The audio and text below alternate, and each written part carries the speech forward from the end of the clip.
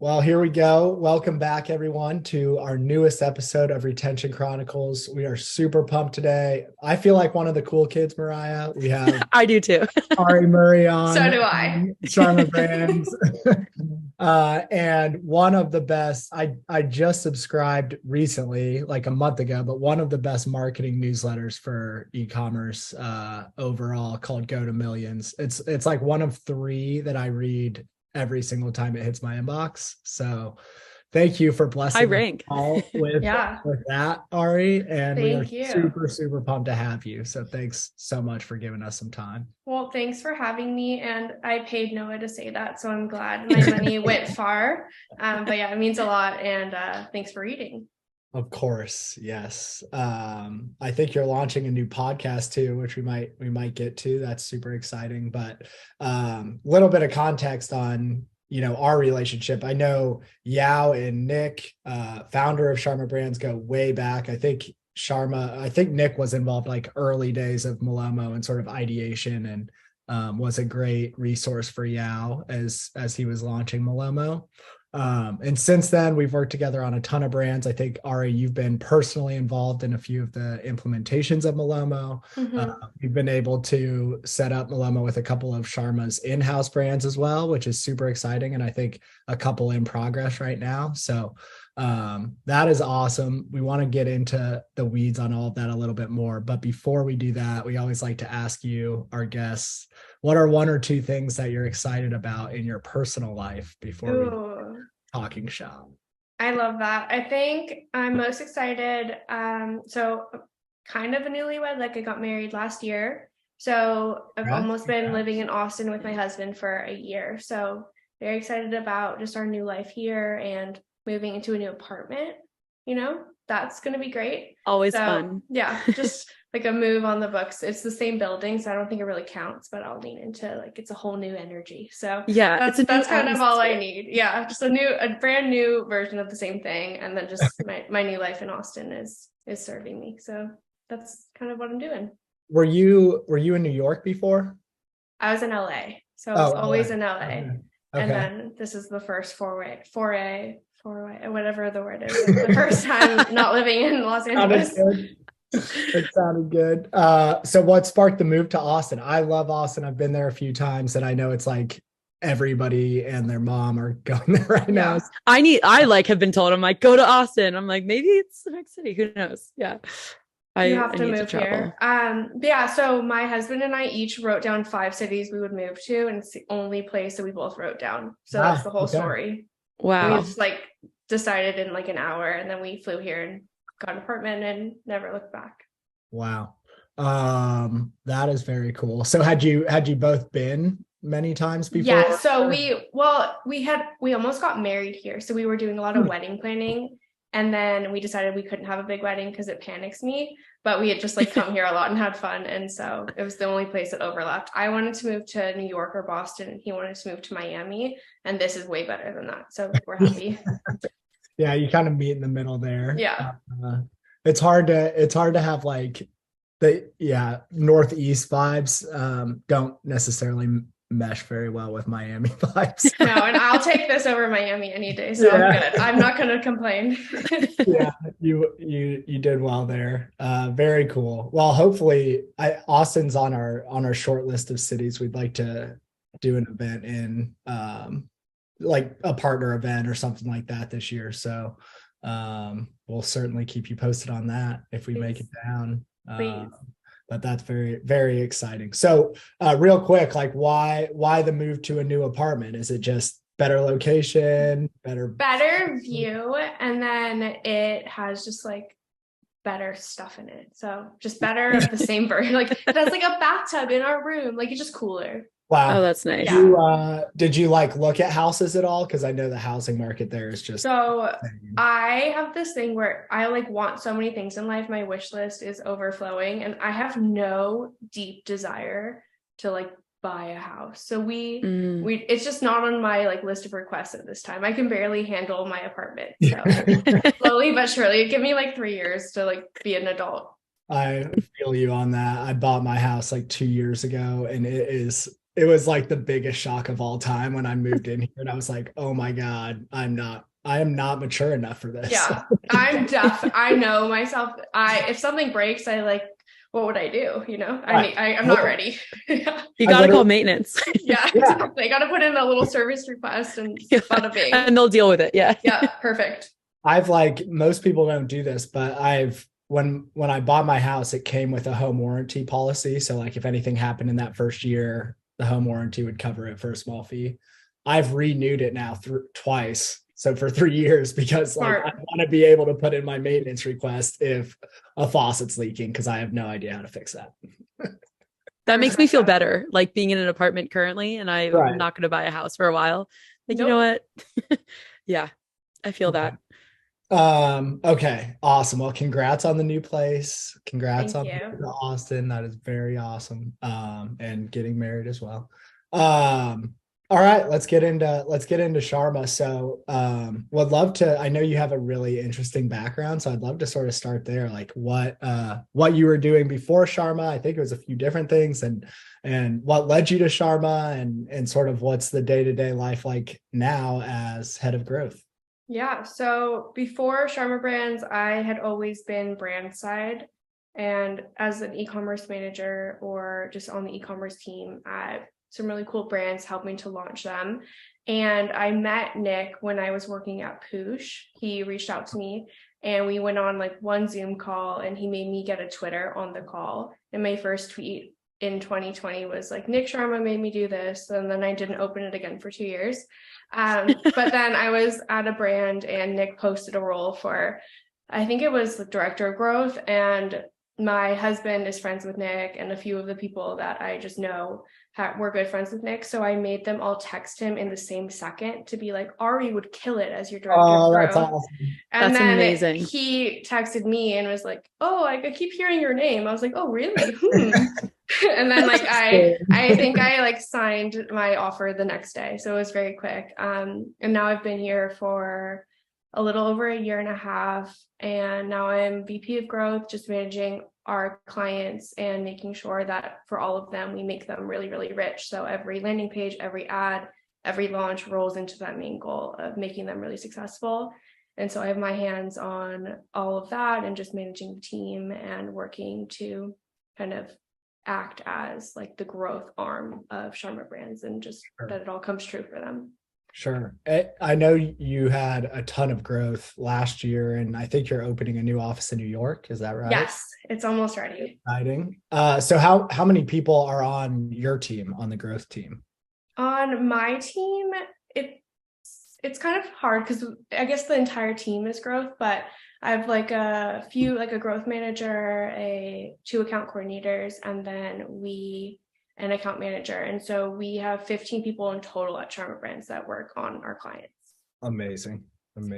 Yeah. I just see like all the time, it looks like people, the team's growing and office is building and new brands. So a lot going on. Do you still do anything with Poosh, or are you like friends with them? No. So for all of my past brands, I was always full-time and in-house, and then moving just from in-house to in-house. So this is my first like foray into, I learned the word foray. There you go. I do know how to use it. Cool. It's my first like agency side gig where I help like dozens of brands in a year, which is really cool. Yeah. That's great. So at Sharma, I know, we talked a little bit earlier about there are some brands that you're working on like in-house, I think owned by Sharma, and there are others who you take on in like a consulting capacity. I'm curious how you, I have a few questions about that, but sort of how do you balance that in terms of like workload and are you constantly evaluating brands to sort of take ownership of, or is most of the strategy just to like help other brands grow? Like what's the dynamic there for Sharma Brands? I think the goal is just growth overall. So if that means taking over a brand and making it our own, or if it means bringing on like a really cool client that we can learn something with, I don't think that one takes precedent over the other. And the beauty is the same team works on both. So whatever we can accomplish for our clients, we can then do for our own owned brands. And they help each other because we're able via our client industry to see like exactly what's happening across verticals, see where the opportunity may be. And then with our own brands, we're able to experiment with our own money and test our own thing. So it makes us better for the client. It's a little like baby ecosystem, but the same team touches both, which I think makes us stronger and it keeps it fresh. Yeah, I mean, I think that we see the value in that even from, you know, our partnership side where oftentimes like for your in-house brands, we're able to like offer some sort of, you know, preferred pricing or something just because we know how far that goes and like making sure that your brands are successful, but also that it becomes sort of promotion, right? Totally. It's like its own ecosystem incubator. Yes. Yeah. What like I'm always curious about this, but what would make you, you know, you and Nik excited about potentially acquiring a brand or like launching something new? Are there specific verticals that you're really excited about? Like what are the circumstances that lead you to say like, let's actually take this on like in more of an ownership capacity? It really depends. I think I am kind of like the wet blanket of the group where there might be like a really cool brand. And then I'm like, cool, like, let's look at the P&L, like the margin. Like, I don't like this. I don't like this vertical. It only leaves us like $9 on an order or whatever. And then I kind of like crush the dream. But it's a good balance because Nik has just so many deals that come across his plate. And then he has me to be like, this is a good idea or this is scary. I don't want you to touch this. Sure. No, that makes sense. I feel like you kind of need the good cop, bad cop in that scenario. Yeah, I'm definitely bad cop and it's a good, I wear it with pride. So it's okay. Yeah. I was gonna say, like, good for you for knowing and being like, like this isn't what we should do. Like, I think that also feeds really well into like being VP of growth. Like, you can't say yes to everything all the time, right? So, like, how do you make sure that you're making informed decisions? I know myself, and I would fall into the category that it seems like Nik is in, where it's like so exciting. Like, I would love to do this, but that's not what you can do. Yeah, really. It's a good balance. And like the great news is everyone on our team has different experience. So some of us have been in agencies our whole career. Some of us have been brand side. So I think being brand side, it teaches me also how scary it is if you live and die by one brand only and how that every brand that comes into our fold has to make sense because otherwise we'll just eventually run into a mountain. So it's like to understand the pressure of a single brand and each brand has to work for it to be worth our time. Are you finding real quick, like those margins where you're looking at a brand and going like, we should pursue this, we shouldn't? Is that like in-house that you're taking that from, or is that from your previous experience on the brand side of things where you're just like, I know this industry, this vertical is not the way to go? I think it's both. So in my past, I'd only really been in CPG or in beauty, and beauty is just its own beast. And that's what I know most. And then from CPG, I think you can see all types of different brand sizes. And it really just depends. But definitely even in our client business, we see what verticals are on fire and where there's room in marketing budgets and just where it makes sense. So brands with either like high velocity or high repeat orders, those are the brands that are really exciting because just the LTV of it all starts to make more sense. But it's also really fun to work on something that's more expensive because it's just a customer that I know well and that I really love to engage with, but you just have to have the right product to sell to them. So it's its own world, but it's a good balance. And the entire team has like really strong opinions and really good backgrounds for it. Mm-hmm. Makes sense. Yeah. In coming from the brand side, I would imagine that, and now, you know, VP of growth at a huge agency that has its hands in so many different buckets. Growth means so many different things now. I'm curious, like what was the most challenging thing that like you didn't have the skill set in when you joined Sharma to sort of get really, really good at? Because I imagine that you were a little bit more focused in some of the brands. And here it's like, holy cow, we have to do everything. So I think this is like the first client business I've ever been in and like a client facing role, which it works well because I'm a ham, but I think that in my previous life, had always spent my meetings with my team or like with vendors, but never trying to serve a client. So that's its own world. But my first job ever, after I dropped out of law school, was as a e-commerce customer service agent. So that's like serving customers in its own world, but I crushed like over 100 tickets a day. So this is like a cakewalk compared to like an influx of tickets. And so that's what I tell myself every time I go into a client meeting, that at least it's, like a relationship with words, and you can actually like talk to them and work with them together. So that was just the biggest change, is like having clients that you owe deliverables to and that you are accountable to, versus having just one team that you work for. Yeah, that makes sense. Plus, like, if you're just support, or if you're just handling like hundreds of tickets a day, it's like all negative stuff that you have been troubleshooting. Brutal. And now you're on the flip side of like bringing exciting, productively exciting solutions, not like, hey, what the hell is going on? Where's my order? Where's my order? I don't like the way this tastes. All of that. I don't need. So it's all a cakewalk comparatively. Awesome. Okay. So between you and Nik, and I'm sure others on the team, but we're most familiar with you two. Like I said, you have the Go to Millions newsletter, super popular, very active on Twitter too, which Mariah probably knows a little bit more about than me, because I still haven't created a new Twitter since deleting my college age Twitter. I am happy for you. Don't come to this side. But, and then obviously Nik's following as well is equally humongous. So I'm curious, that's one thing, but getting to that point is something totally different. And I think what hopefully, or what most likely has helped you get there, is because Sharma Brands does have a little bit of a unique approach compared to other agencies and agency brands in the Shopify ecosystem.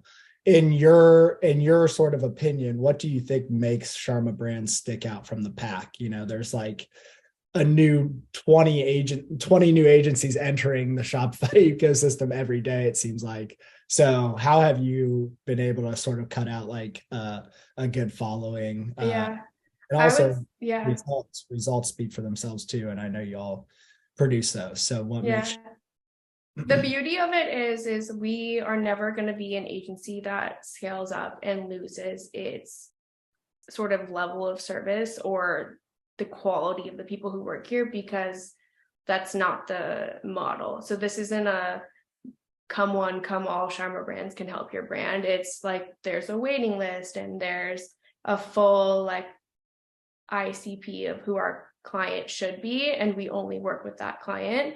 And it's not because we don't have interest in other verticals or brands of other sizes. It's more that we don't want to scale the team to the point where we lose the heart of why this is a special place to be and why it's a special place to have work for you. Because if our agency loses like the hands that touch these brands, or if we get too busy, or if we have to bring in too many people in 1 year, then we won't have the same caliber. So it's just like Sharma Brands isn't competing for the work is coming, and then we just assess if we can take it on with the right team and do a good job for the client. So it's definitely its own little like slice of heaven in that way, where we're not like pitching our asses off for clients.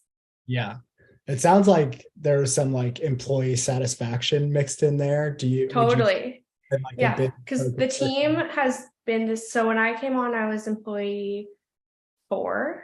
And now we're at 15. And even that, each new hire is like a really big deal to us. And we like basically only will bring in a new teammate if we like are positive that they like are the perfect fit for like the skill set, but it's actually like its own little friend group in its own way. So you have to like not ruin the energy of the agency, because we just don't want to be this like 600 person agency where there's all these weird dynamics. It has to be like a group that enjoys each other, because when we have fun, then the work is cool and then the clients are happy. And if someone comes in and they're an asshole, it ruins the whole vibe. So it has to be really careful as we scale up. And I don't think the plan is to become huge ever.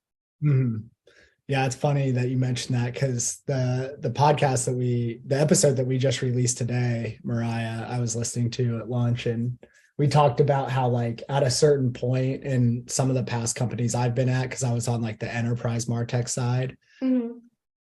at a certain point, the red tape becomes so frustrating because you've had to put all these standard processes in place that like don't account for the human aspect of like working with in certain situations or under certain circumstances. Everything takes so long to get done. And it Right. sounds like you're intentionally trying to stay below that level for the need for the red tape so A that you 1000%. Like our clients like have our phone numbers and we right. will text with them and have like on launch day, we're waking up at 4 a.m. with them and like on the phone celebrating with them. And if it ever loses that, then we're not better than any other agency because Right. we don't know how to have an agency of 400 people. We only know how to do this. So we have to keep it what it is so it stays as it should be. Yeah, that's awesome. That is definitely a unique approach. I think a lot of the agencies in the space are just like grow at all costs and, you know, take on any work that they can. And then obviously there are some downsides to that. So Totally. It depends on also like the scale of the client. Some clients, they just need maybe one or two things, or they sure. need like something that is like a good deal or whatever it might be. But this is more like a long-term, like full takeover situation. Yeah. I'm happy you went there because that was actually going to be my next question. Kind of looping these two together. What is the ICP? You talked a little bit about it earlier. And then what does a typical engagement look like from like start to finish for Yeah, sure? so ICP definitely is a brand that either has a big audience that's waiting for this product. Let's say it's a creator brand that is stealth pre-launch. That's perfect. That is what we do best. That's really our team's specialty, is to take a brand, build the entire website, design it, handle the devs, bring in all agencies, set the brand up for launch, and then help it to scale. That's the bread and butter.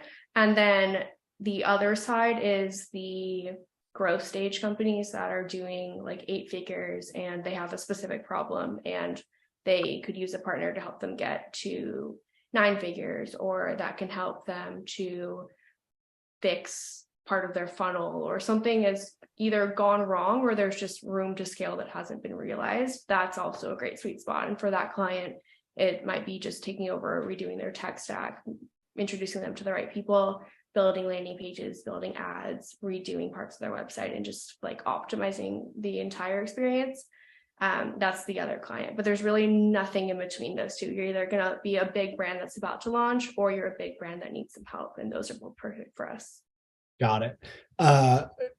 In terms of vertical, would you say that there are any that sort of stick out or anything? No, we do. We've in the last year done CPG, beauty, alcohol. We've done apparel. We've done like luggage. It doesn't matter as long as they are like hungry to grow. Got it. And then when you're, especially on the pre-launch side, but I guess the question could apply to both. You're doing a lot of what you kind of talked about was a lot of web dev and like acquisition side. So where does the retention component come in? Are you doing email, SMS, and all of that stuff too? And yeah, so we don't, it depends. So we will typically, each client we bring on, if they're already existing, we'll do a full audit of their CRM and see, this is the experience, these are the opportunities. But then what we'll do is bring in our favorite email partner, bring in our favorite SMS agency, and bring in the right tech behind it, and then help to synchronize what's happening in retention with what's happening on the site, what's happening on paid acquisition, and make it all sync together. But we don't actually offer email and SMS as a core service. It's more, we'll bring you to the right people and then help to manage that with you. Got it. Okay. Makes total sense. Because we keep control of all of the agencies that we help bring on. So we sit in those same meetings with the client. And cool. It's really important to us that if we introduce you to someone, that we still help to manage that relationship, just because we might know what's happening on paid more than the client might know. So we bring everyone together, and then we bring in our favorite partners and we help to make it sing as a group. Yeah. Yeah, one of our previous guests and partners of ours does kind of both acquisition and retention. And their argument for why they do that is because they're like, if you don't sort of coordinate or orchestrate those efforts across both sides of the funnel, like you're probably going to be only measuring, like you're going to be measuring metrics in like a single sort of like tunnel vision Right. manner. And then like you don't realize, like, while you've beefed up ad spend and that's looking really, really good, like you might not realize the effects it's having on the other side, on the retention side. And Right. like with that, but in your case, while you're not doing that, you're at least you're always at the table, so you can kind of do that without needing to own it fully. Is that fair to say? We act as like pretending we're the in-house growth team. So pretending that I'm in a meeting with the media buyers as if it was my own budget I had to live and die by and be metriced on. And that's how the entire team sits in these meetings. We pretend like it's our money and our brand and the only brand we ever think of. And then it helps you to be like passionate about what happens as the result. And then even if you only focus on the paid side, or the top line metrics of this is our CAC or whatever, what if that's like a bad customer that isn't a fit, that churns out? And why wouldn't that be something that we think through too? Because what does that actually do to benefit the brand? It's like you have to see both sides of the numbers to know the truth. And then if both sides look good, then you've actually done a good job. Sure.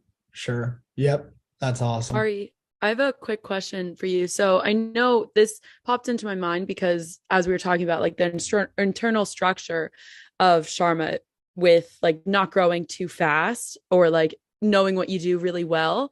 And now we're talking about the brand side of things and like your ICP. And do you think there's ever the same argument to be made about like a brand where they could grow too fast, too quickly for like what they're trying to accomplish? Because I know you're working with, you said like either large brands about to launch or already large brands who want to continue to grow. Mm-hmm. So how do you do you think there's something similar in there of what you've seen with Sharma at all?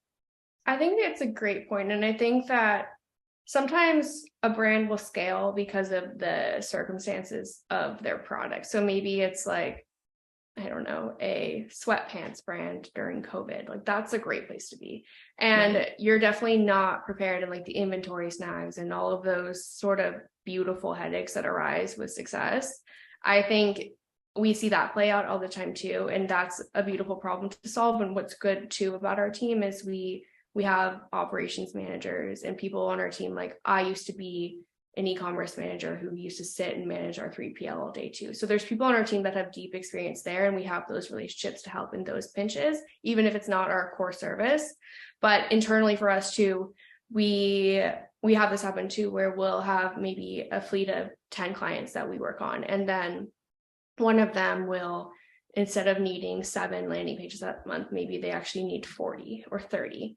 And that's a beautiful experience as an agency with like revenue goals, but it's also really scary with real people and real designers, and like the quality of work has to stay. And so we have also had to hire really quickly sometimes. And the beauty of it too is we are all just living and breathing this space. So it's normally hiring a friend that we know or someone who is coming to us. So it's a bit safer to move more quickly, but it does happen. So I guess it's all meant to be slow and it's all meant to be this beautiful plan. And the reality is sometimes it just has to move more quickly, but it's like the same growing pains, and it's better than if, we were overstaffed and if our clients had too much inventory. So we'll take it. Right. Yeah. Good problem to have. I know we felt it on our side of things too, where it's like, it's really exciting when you get that kind of momentum and you're like, okay, we got to go, like, got to publish whatever this is. But it also can be like, once it's done, you're like, whoa, that was a lot. And now we're on to the next thing. And we asked a lot of people, and then like, what can we do to better plan? Mm-hmm. Yeah. It's a living, breathing, like dynamic organism. I feel like 100%.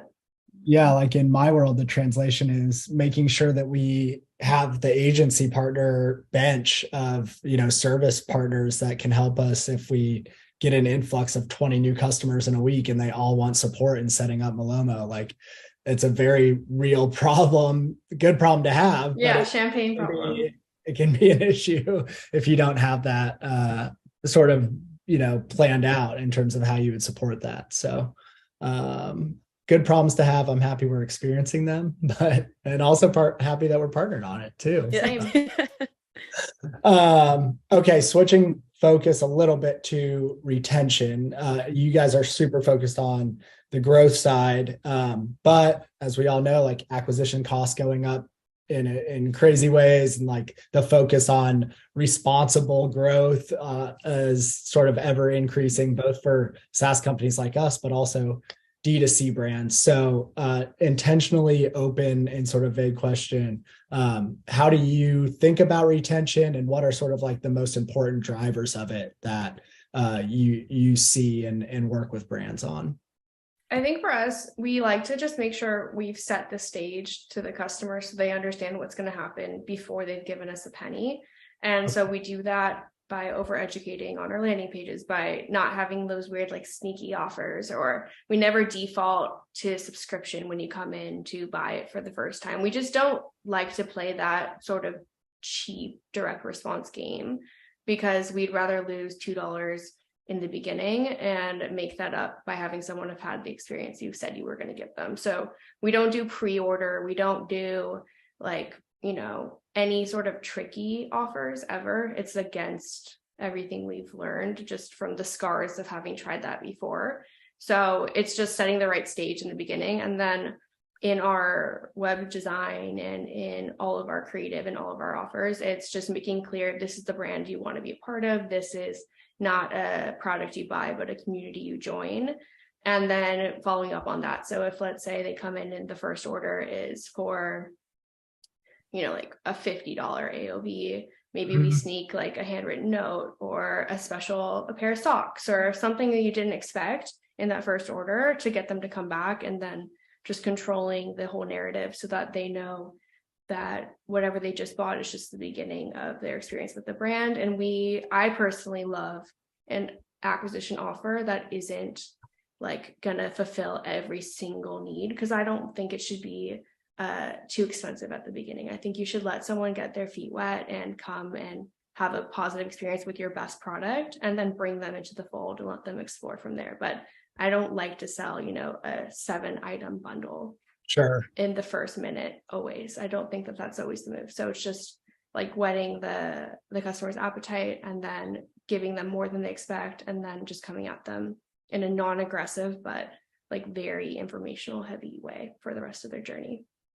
Yeah, I love the approach to education. I think a use case that like we probably don't talk enough about at Malomo is, and it was like one of the first use cases, to be honest, because when Yao and Anthony started the company, really their entire goal was to just reduce customer churn post-purchase. Like most customers won't come back after just one bad order tracking or order experience, shipping experience. So like the first goal was just like, let's keep these.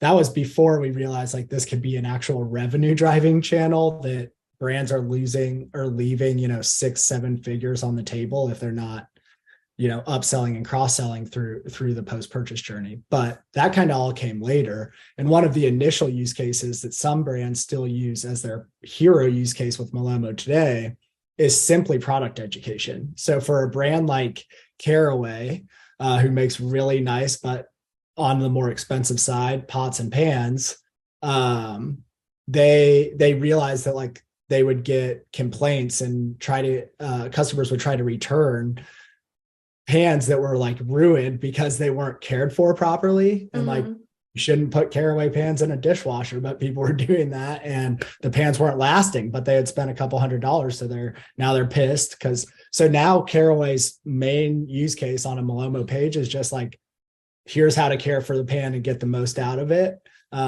when it arrives. And like that alone is such a great retention driver, because it means that their customers are getting more bang for their buck. They're getting more out of the product. And now they're more likely to come back and buy, the other accessories that Caraway makes for the kitchen.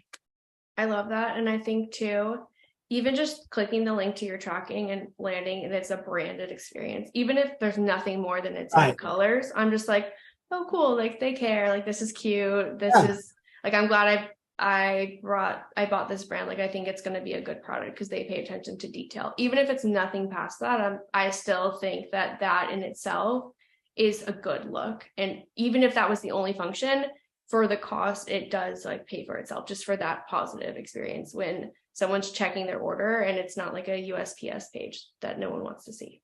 Yeah. I've been talking about that so much lately. Like, you don't have to overthink this. Just by bringing customers back to your website who go to track their order, you are recapturing 15% of your web traffic. Like 15% of all web traffic on e-commerce sites goes to the order tracking page. So if you're sending them to UPS, you're literally just losing 15% of your web traffic. So could not agree more with that, Ari. I have a quick question about like Ari, you said there's certain like moves or like a playbook that you all follow and like doing things like bundling and trying to get like pre-order tickets before a launch. Can you like explain a little bit more about the pre-order? It's like a smaller question, but I feel like we don't normally have brands or guests on this podcast where it's like they're dealing with pre-launched brands. So I'm just curious, like, why is that maybe something that you don't personally like, or that you all don't go down that route with? Yeah, so pre-launch is really fun because often, at least in my experience here and just in my experience in my past, you aren't known to anyone. Like when I worked for About Face Beauty, we were so stealth to the point that our email addresses, when we were working with our partners, it was the holding company's name. And no one knew the celebrity, no one knew even the vertical, and each partner was just told the information they needed. Our packaging on the outside of the cardboard box was labeled without the brand name, just because like you just have this launch moment and you can only have that once and you have to come onto the earth once. And so when you are stealth like that, there's just such a pressure too of testing the entire experience. And for me, if there's going to be this launch moment of momentum of this is us, like hello world, I'd love for that person to then be able to pay right then and to buy their thing and to get it in 3 days so that they can tell someone else it's actually good. And so when you start taking people's money and you don't ship out for weeks, or let's say even if you're a known brand who's gone out of stock on a hero SKU, unless you're shipping in the next week, I want like a pre-order button, or I'd rather a notify me button, because I don't like to hold people's money and not give them the thing that they need, because people get really pissed. And I get really pissed. And I have an example personally where I ordered a treadmill in August and it didn't say it was out of stock. It didn't say that it was shipping late. No, I literally sent a screenshot of it to my husband because I was like, can I get this? So that's the reason I have like the proof that it didn't say this. Like, I'm not crazy. And it's coming this week and it's February. And oh my God, pissed. I am pissed. And they gave me like $100 back, blah, blah, blah. But I'm really pissed. And I would have canceled my order, but I really want this treadmill. And it's this whole thing where I don't need that, because guess what? I'm never buying it again. I'm never recommending it. I've like talked shit about it to everyone I've ever met. And I don't think as a brand who's coming like into the earth, you need any of that pressure. So for me, unless it's either in warehouse received or in a pallet waiting to be received, I don't want it for sale. And that's how I live and breathe. And that's how we advise our clients to live and breathe, because the payoff is not worth it. And even if someone knows they're going to wait, what if you have to wait 2 more weeks? Then you've like lied, and you don't need that. Mm-hmm. And if you don't know where the product is, and if it's not in your hands, you don't actually know the timeline. So it's a very passionate opinion that I don't want to be a part of anything that is, hundreds of thousands of dollars or millions of dollars in our books that we have sold and not one client has received it. I don't need to sleep like that. I don't like that. Yeah, you probably wouldn't be sleeping. And like maybe it's the old like customer service in me, but like I don't play that. Yeah. It really freaks me out. Yeah, that game seems very finicky to play, and like not having any experience in that industry at all of like pre-launch. But it seems like too, like unless you don't know pre-launch of like what it's going to even take on the like logistical side of things, like you could have a huge influx of people, right? And then think that you're going to ship something out like next week, like you're saying, and then you it's a successful launch and you have way more momentum going into it. So that makes a lot of sense. I also think it's really cool to have that opinion of, if you're like in this stealth mode, you're trying to like, you're going to like every possible length that you can to keep it a secret. I think generating all that momentum and someone being able to, like, while they're the most excited, click on that buy button and buy right then and then know it's on its way, rather than a pre-order and having to wait for it. It also, and this taps into like Malomo, our expertise of it. Malomo, it like continuously keeps exciting someone because they're getting reminded that their gift or their product is on the way, right? But if something's in pre-order, then you could lose some of that excitement, and then that might feel like what that excitement might translate into is like buyer's remorse or like guilt around buying, because you're like, why was I so excited about this thing? Because you already know about it now. And say it's like 2 months have passed, or like you said, from August to February, right? Yeah, that makes a lot of sense with just what we see with Malomo, where it's like a week goes by or like a couple of days, right? And it's like still like, oh my God. And none of those experiences, like Malomo and all of your welcome flows, all of your post-purchase flows, none of those are built for, 19 days between order and ship. None of them are built for 19 days. Actually, it's 42, but we got to tell them on day 18. Like, nothing is set up like that, because that's a terrible experience. So none of your partners, none of your software are best optimized when you have that experience. And the only reason a brand would jump the gun and do a pre-order is because they need the cash, which is short-sighted, because you're going to oversell, or you're going to sell and then you're going to have to return a lot of that money, or no matter what, that customer is never coming back, even if you can somehow get them to hang on. And it's just, you need to do everything in your power to have enough runway for those like little receiving errors or fulfillment errors or whatever it's going to be that could push you back. It's not an excuse to jump the gun and launch something that's not ready. Right. In my opinion. Right. Oh, that's really interesting. On the pre-launch side, obviously you're like protecting the brand identity and all of that, but do brands or have you seen brands, do you advise the brands do any sort of like testing pre-launch to get like market validation and drum up some excitement about this new thing? Or is it like, is stealth and you do nothing until the brand's actually launched? So that's such a good question. In the brands I've touched, it's normally like, our lips are sealed. This product is great. We've, ship tested it. We've gone and, maybe sent it to 200 friends or whatever, but there's no like soft launch into the market.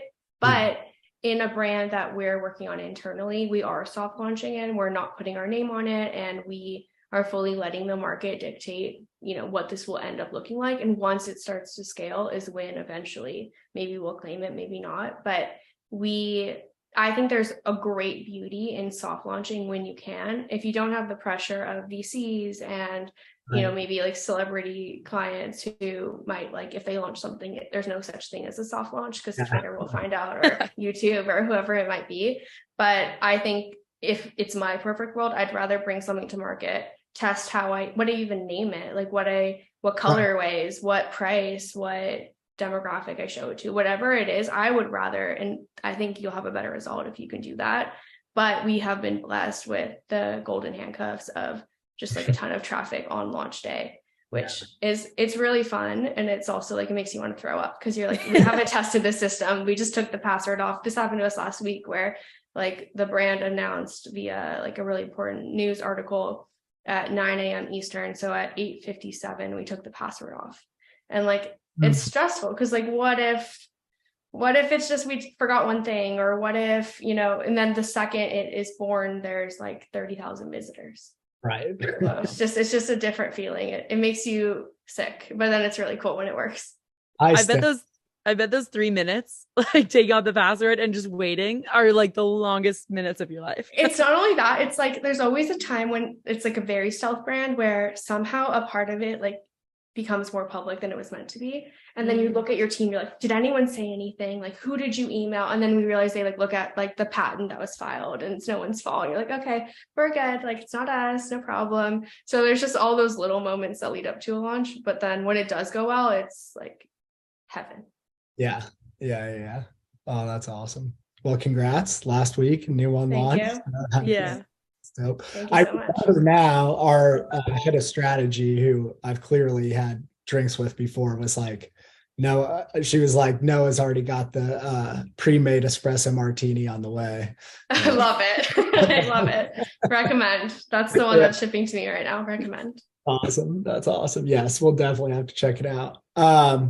Okay, just a few minutes left. I would be remiss not to ask you about 2023 trends. So last year I kind of talked about one, which is like kind of a shift from acquisition to retention being a bigger thing, I think, for brands than it has been in years past, just because of the rising ad costs and need for profitability. What else are you thinking about in terms of what will sort of lead the Shopify ecosystem through this year?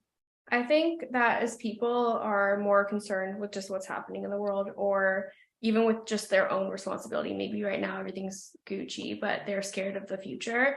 I think there's going to be a shift into fewer better, which is my favorite way to shop anyways, where maybe you buy fewer things, but you buy things that are built to last or that you've thought more deeply about. And maybe, just like a random ad doesn't get you. You need a recommendation from an influencer that you really trust. But I think that more expensive won't be what breaks brands right now. It'll be brands that don't fulfill on the better part of the fewer better. So I think the brands that have a product that says and does what they say it will do, and that is actually quality, will make it out of this year even stronger, because people will be more trusting to give them their money again. So fewer better is the best way, I think, to treat a downturn or whatever is going to happen this year, because people will still shop. It'll still feel really important to buy things, and they'll still have wants and needs, but they don't want to regret the things they bought because life's already hard.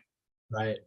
Yeah, I think that hits on a couple really important aspects to a lot of people. And it's not just the economics of fewer better. I think it's also like the economic effects of fewer better and the ease of fewer better. Like when you don't have to buy, like I buy nicer clothes. Like I buy Lululemon is my favorite clothing brand, and the stuff is expensive, but it lasts forever. Yeah, cost per wear. I can justify anything. Shoes, you divide it by 2.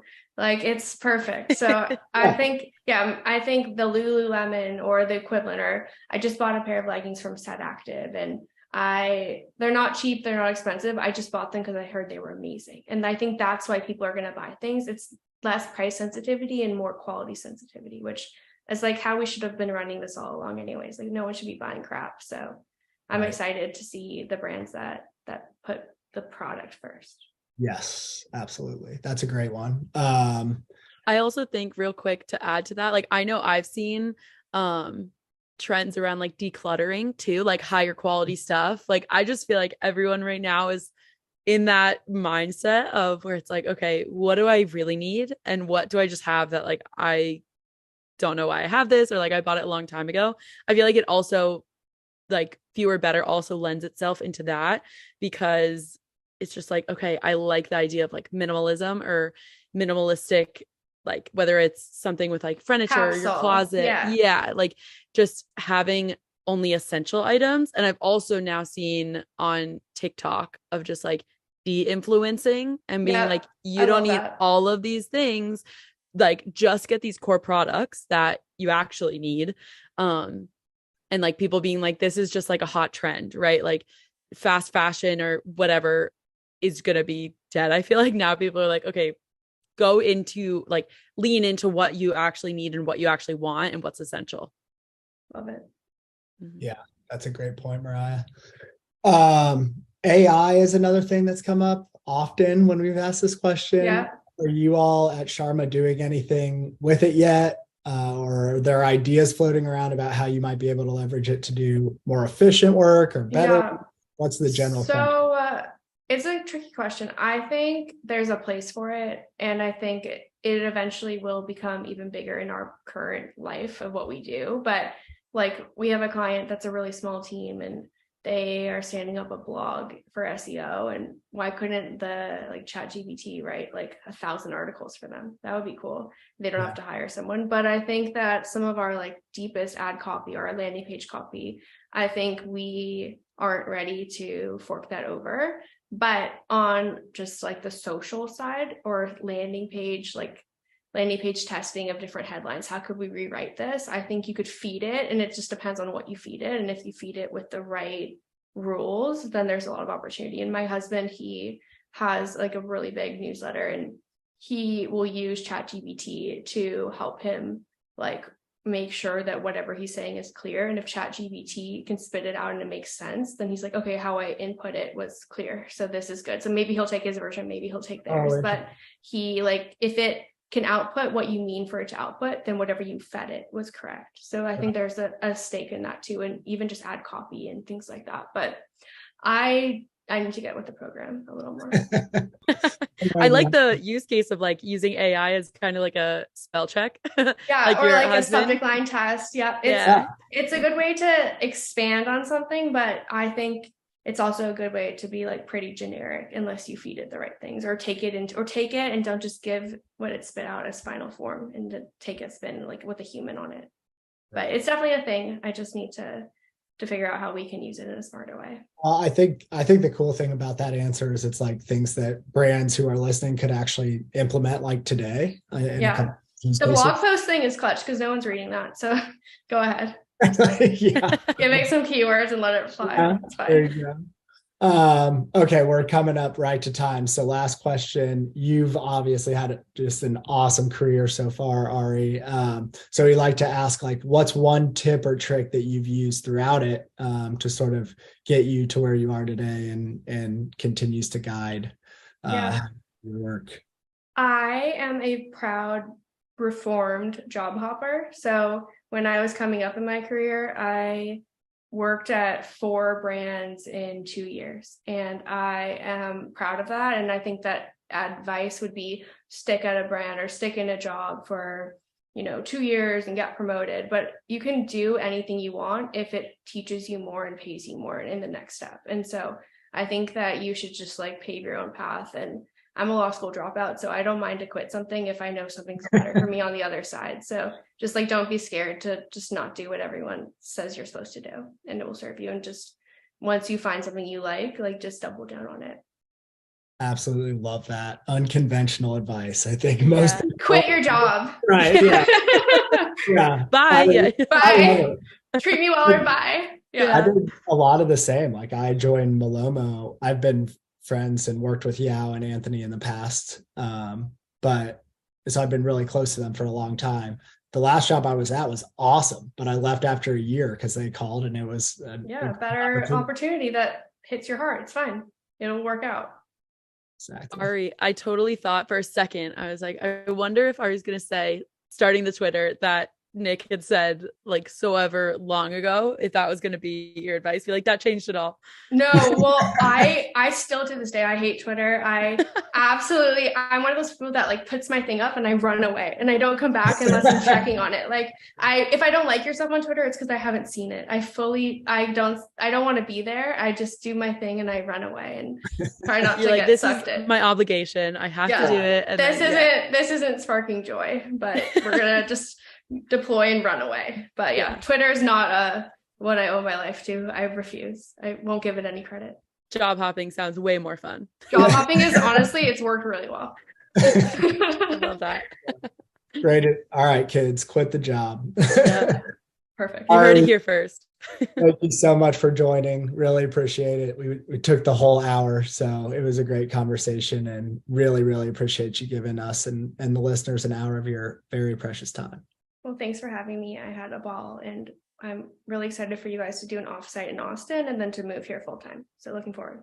Love it. Yes. Cool. Agreed. All right. Bye, guys. Thank you. Bye-bye.